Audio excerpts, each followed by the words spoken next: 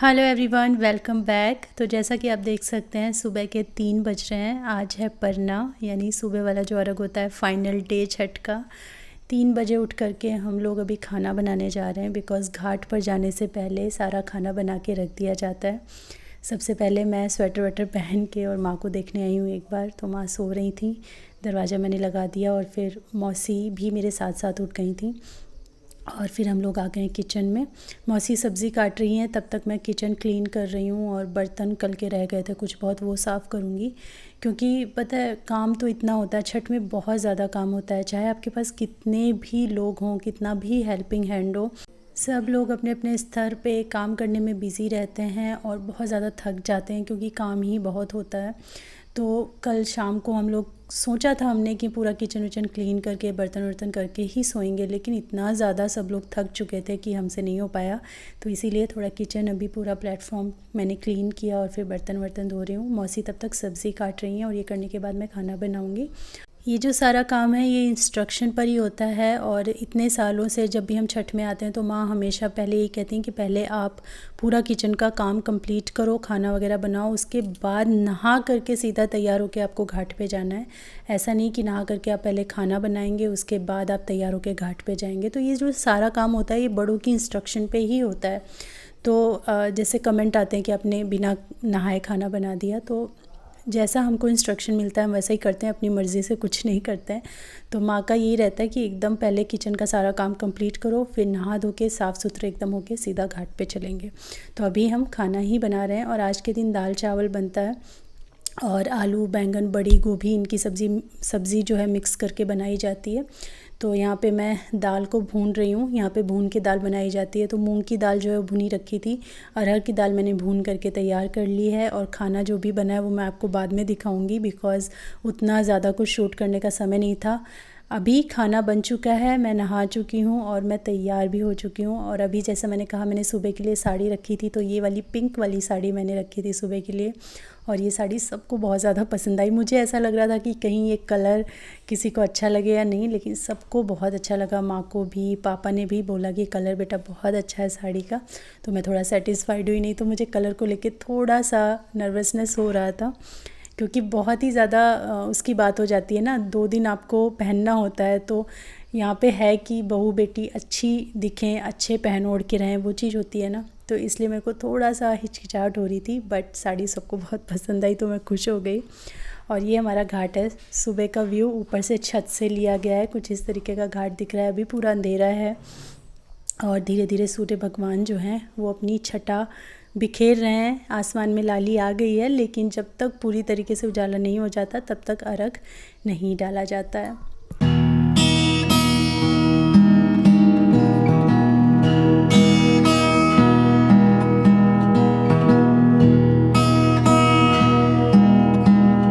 माँ भी रेडी हो गई हैं और जो व्रतधारी होती हैं ना वो नहीं नहाती हैं, स्नान नहीं करती हैं, क्योंकि वो घाट पे ही नहाती हैं।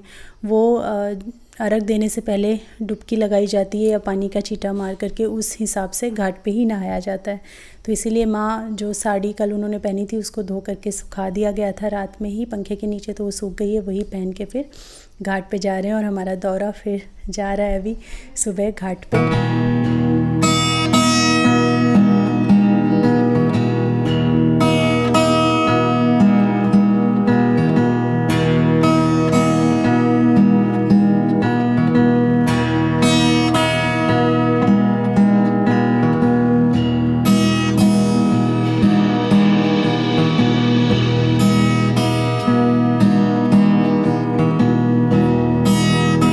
जो सब्सक्राइबर हैं उनमें से मैक्सिमम लोगों को तो छठ का पूरा विधि पता है, लेकिन बहुत सारे ऐसे लोग हैं जो भी न्यू ज्वाइन किए हैं चैनल को। तो उनमें से बहुत सारे लोगों के अभी मैं कमेंट पढ़ रही हूँ कि किस तरीके से विधि विधान रहता है छठ पूजा का, कैसे मतलब स्टेप बाय स्टेप कैसे होता है। तो छठ पूजा 4 दिनों की होती है। तैयारी तो बहुत पहले से होती है, लेकिन मेन 4 दिनों की होती है। जो पहला दिन होता है उसे नहा खा कहा जाता है और उस दिन सुबह सुबह उठ के घर की साफ़ सफाई, किचन की साफ़ सफाई अच्छे से करके एकदम ताज़ी चीज़ों से, मतलब ऐसा नहीं कि जो डिब्बे में रखी हैं चीज़ें उनसे आप यूज़ करके खाना बनाओ, एकदम नई खरीद के बाहर से आती हैं। चने की दाल होती है, अरवा चावल होता है, कद्दू की सब्ज़ी होती है, वो खाना बनाया जाता है। और वो सबसे पहले जो व्रतधारी स्त्री या पुरुष होता है वो पहले उसको चखता है, खाता है, उसके बाद परिवार में कोई और खाना खा सकता है। पहला दिन ये होता है। दूसरे दिन पूरा दिन निर्जला फास्ट रहा जाता है, दूसरे दिन को खरना कहते हैं।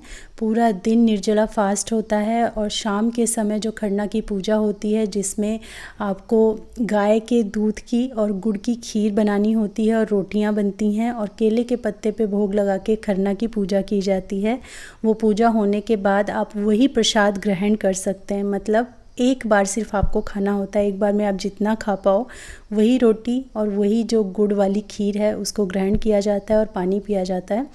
उस दिन आप रात में पानी पी सकते हैं, सुबह तड़के तक आप पानी पी सकते हैं और उसके बाद तड़के से फिर स्टार्ट होता है फुल डे, यानी थर्ड डे जो होता है संझिया अर्घ। पूरा दिन निर्जला फास्ट होता है, फिर पूरा रात निर्जला फास्ट होता है और फिर आता है फोर्थ डे जो कि आज है, यानी परना का।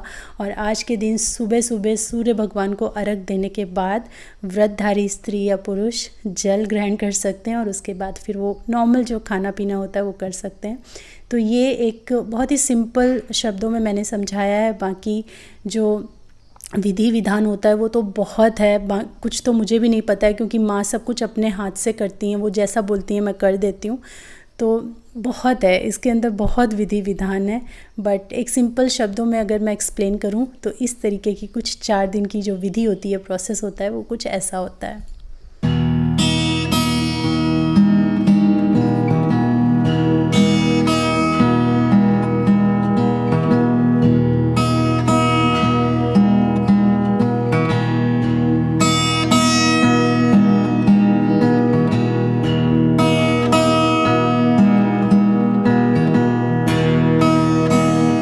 घाट पर अगरबत्ती और दिया जला के बस सूर्य भगवान के निकलने का इंतज़ार किया जा रहा है। जो लोग पानी में खड़े होते हैं वो अभी से पानी में उतर जाते हैं और काफ़ी देर देर तक खड़े रहते हैं। बहुत सारे लोग आपको एकदम ठिठुरते काँपते हुए नज़र आते हैं क्योंकि इतनी ठंड में जो तालाब में जाते हैं या फिर ऐसे पोखरी भी है, खुला हुआ पानी है, ये इतना ठंडा हो जाता है और उसमें जब खड़े रहते हैं ना इतनी सुबह सुबह, तो सोचिए कितनी ठंड लगती होगी। बहुत से लोग कांपते हुए दिखते हैं, लेकिन माँ कहती हैं कभी भी छठ के बाद तबीयत ख़राब नहीं होती, कभी भी नहीं कि सर्दी जुकाम कुछ भी हो, क्योंकि इसकी महिमा ही इतनी श्रद्धा होती है मन के अंदर और इतना प्यार से श्रद्धा से ये पूजा होती है कि सब लोग, माँ कहती हैं छठी मैया सब पार लगा देती हैं। तो बस आपके मन में भी अगर कुछ भी है छठी मैया से मांगने के लिए तो हाथ जोड़ के आंखें बंद करके उनसे कामना कीजिए, वो ज़रूर ज़रूर ज़रूर पूरा होगा।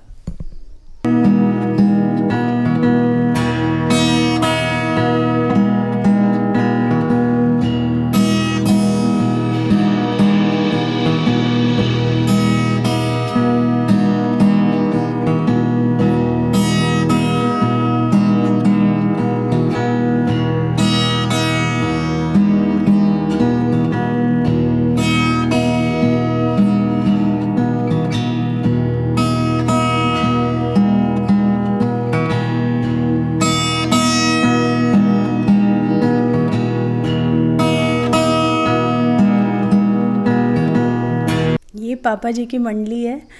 ये पूरी नहीं है, सभी लोग एक साथ इकट्ठा नहीं हो पाते हैं क्योंकि सब लोगों ने अपना अपना अलग अलग घाट भी बनाया हुआ है।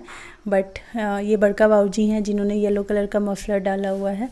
तो इसी तरीके से जो भी लोग हैं वहाँ पे बीच बीच में हम लोग रुक रुक के फ़ोटो सेशन भी कर रहे थे।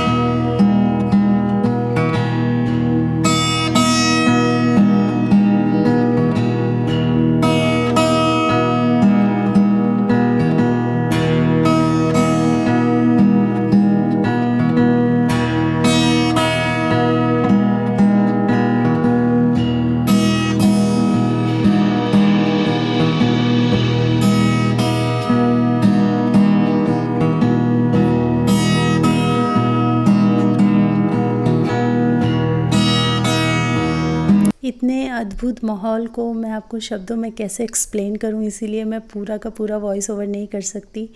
बस मैं आपको छोड़ रही हूँ इन पलों के साथ में, इन विजुअल्स के साथ में, कि आप इन्हें देखें और इनको एंजॉय कर सकें, इनको फ़ील कर सकें। बिकॉज़ मैं बोलती रहूँगी ना तो आपका ध्यान उतना नहीं आकर्षित होगा, इसीलिए बीच बीच में मैं चुप हो जा रही हूँ और आपको फ़ील करने दे रही हूँ कि कैसा अद्भुत नज़ारा होता है, कितनी श्रद्धा और विश्वास मन में होता है और बहुत बहुत अच्छा लगता है।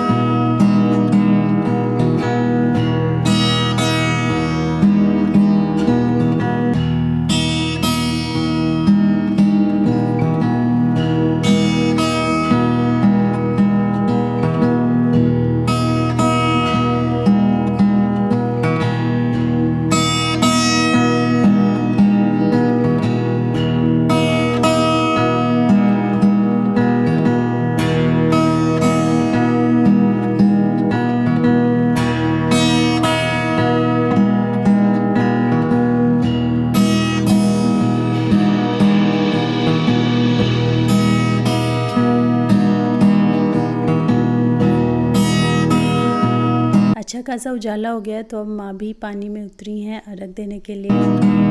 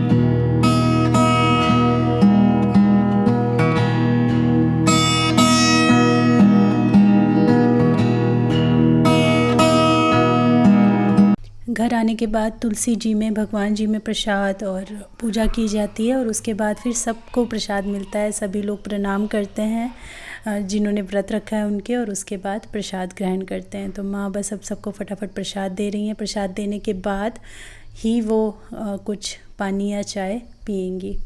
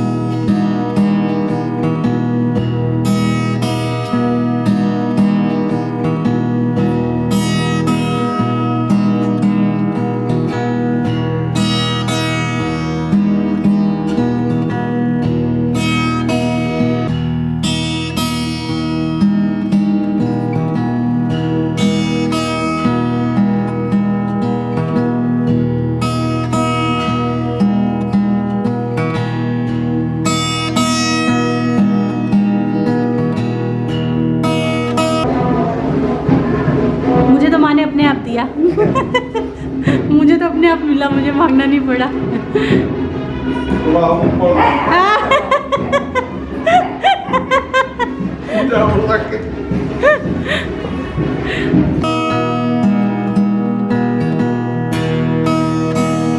घर में आते ही माँ जब तक पूजा वगैरह कर रही थी, मैंने उधर चाय चढ़ा दिया था, क्योंकि सबसे पहले इतना लंबा फास्ट रहने के बाद ना थ्रोट एकदम सूख जाता है, मैंने पहले भी बताया है। तो सबसे पहले गरम थोड़ा सा चाय पिया जाता है, ताकि थोड़ा सा, एक होता है ना गर्मी से थोड़ा सा ढीला होता है गला, उसके बाद ही कुछ खाते या पीते हैं, नहीं तो फिर गला छिल जाता है। तो इसीलिए माँ को पहले चाय दे दी, आराम से वो धूप में बैठ के पी रही हैं और सब लोग भी चाय पी रहे हैं और आराम से ठेकुआ का प्रसाद भी उसके साथ में एंजॉय हो रहा है। खाना हम इसीलिए बना के जाते हैं पहले, ताकि फटाफट चाय वगैरह पीने के बाद माँ को पहले खाना दे सकें। अगर वापस आके सोचेंगे खाना बनाने का ना, तो फिर 1-2 घंटा अभी से लग जाएगा। तो पहले थोड़ा सा गुड़ और अदरक से थोड़ा मुँह जूठा किया जाता है। चाय पीने के बाद माँ उससे मुँह जूठा करती हैं और उसके बाद फिर और कुछ चीज़ें खाना पीना वो स्टार्ट करती हैं।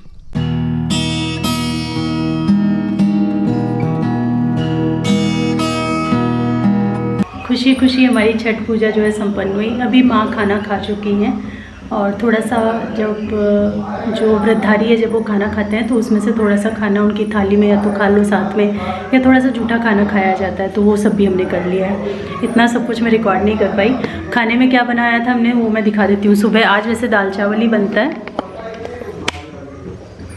तो ये है दाल, ये सब्ज़ी आलू बैंगन गोभी मूली बड़ी ये बनती है आज, ये बनी, और साथ में ढेर सारे पकौड़े बनते हैं जो हमने ये बनाए। पकौड़े मैं अभी भी बना ही रही हूँ, पापड़ छान रही हूँ, पकौड़े बना रही हूँ। और ये देखो अभी बेसन लगा रखा है, थोड़े से ये बचे हैं। इसमें है आलू गोभी, अभी बैंगन के भी हैं, ये रहे बैंगन के भी बनाऊँगी, और ये सब बन रहा है।